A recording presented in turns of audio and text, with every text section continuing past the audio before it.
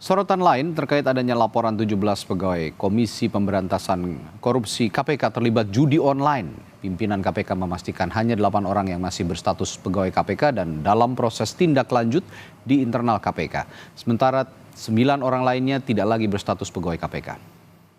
Wakil Ketua KPK Alexander Marwata meluruskan dari 17 orang pegawai KPK yang masuk dalam laporan terlibat judi online, hanya 8 orang yang berstatus pegawai. Bagian Inspektorat Kepegawaian KPK diketahui telah menindaklanjuti ke-8 pegawai itu.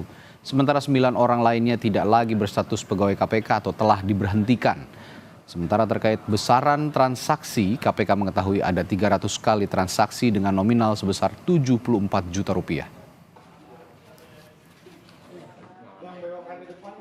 Ternyata yang statusnya pegawai KPK itu hanya 8 orang, yang 9 itu sudah ada yang dicek di kepegawaian bukan pakai KPK, ada juga yang sudah diberhentikan, ya, antara lain yang terlibat ke Demas.